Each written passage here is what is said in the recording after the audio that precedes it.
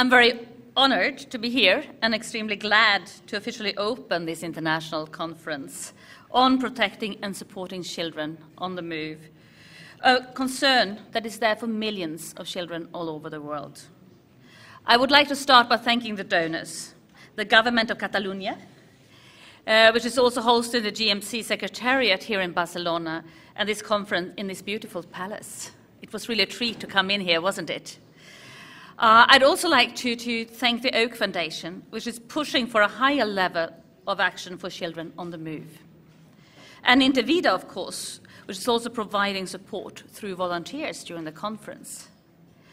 And quiero también agradecer al gobierno de España por todo el apoyo durante las preparaciones de esta conferencia.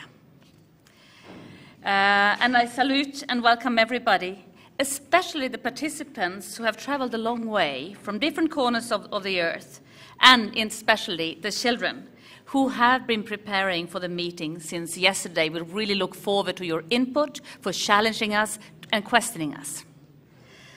Save the Children has been chairing the scientific committee of this conference and has contributed towards its content in a substantive way.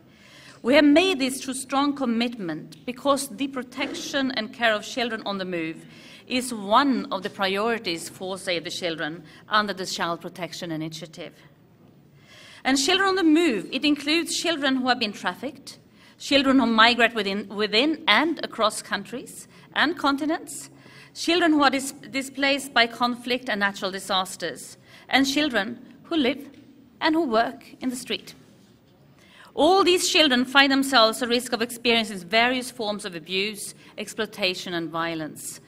This must be prevented and stopped. Almost all states of the world have committed themselves to protect all children, boys and girls, from all forms of abuse, exploitation, and violence. Children on the move do not belong to a different category. They are entitled to the same protection. They have the same rights as all of us. The Convention on the Right of the Child is very clear on this. The children, wherever they are in the world, enjoy the same rights as all other children in our countries. In Sweden's recent election campaign, we are getting a new government at the moment. I cannot tell you exactly how it looks like. But during the election campaign, from Save the Children, we had to make a very strong advocacy campaign for the approximately 3,000 children, unaccompanied minors, that cross our borders every year. Children who should enjoy exactly the same rights as children in Sweden. Unfortunately, even our government has not been able to fulfill that, nor have the municipalities. These kids come from various countries of origin. There are different reasons for being on the move, but they do have something in common, all these children. A very heavy rucksack of experiences and traumas. And these kids need to land softly.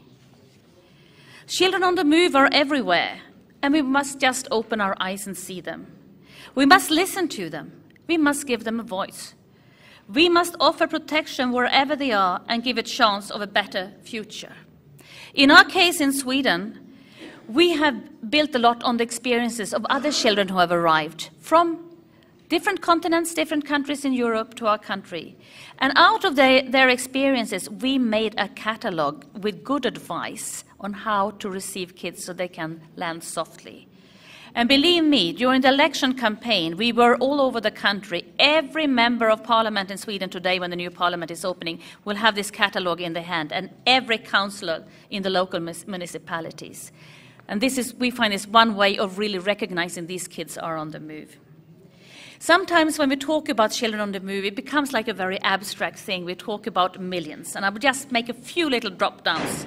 Who are we talking about? Maybe we're talking about Reza, whose father was killed in Afghanistan, whose mother had to support 7 other kids, and he was 15 and in the danger of being a child soldier. He's somewhere here in Europe. He's been on the move for 2 years, sleeping under bridges, trying to get through the Mediterranean to come over to our thresholds. Recently, I met a fantastic young girl in one of the camps in Kenya.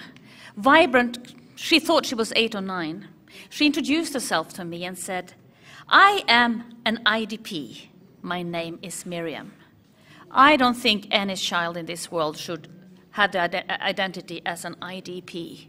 She's a girl child. We can talk about the 10 to 12 million of kids in China without proper protection because the parents have migrated to the coastal provinces. At the best, the kids are staying with relatives in the interior in the villages. At the worst, a lot of these kids will be the victims of trafficking or lingering around the streets in the big cities. We can also talk about Osvaldo, who I met when I worked in Brazil in the favelas. Osvaldo was the only surviving child they were a group of 9 street kids who used to live outside a church in Rio. The paramilitary forces killed the other 8. And when we talked to Osvaldo, his problem was not really that he didn't have a family, but the conditions at home were so awful, so Osvaldo couldn't go home. And that's what I think this conference is very interesting, and I welcome the discussion that we will have also on the best interest of the child. What is the best interest of the child? Is it always the parents? What else can we do to protect his child? And my last thing that I would like to share with you is Hung. Fantastic young lady, 8.5, taking care of her 5-year-old brother who had been living for the last 2 to 3 years under the bridges of Ho Chi Minh City. Parents, minority people who had been robbed of the land, trying to go to the big cities, couldn't really relate to the new situation, dropped the kids. At the moment, Hung is in one of the shelters that we are working with. But if not, it would only take a few years whether she would be doing things that no child should have to do. Save the Children has been working for the protection of children on the move for a long time. And I want to conclude by a statement that children delivered at a cross-border regional seminar in Johannesburg last year. We want to feel safe everywhere, without local people hurting us or calling us names. People who live in the countries we have come to need to be helped to understand why we are here and that we are all the same. This will stop big xenophobia attacks again. If people abuse us and attack us, the police must protect us, and they should also stop abusing us. Working together can make a difference. This conference will help us all to get decided which next steps we all need to take. And, well, let's do it together. Thank you.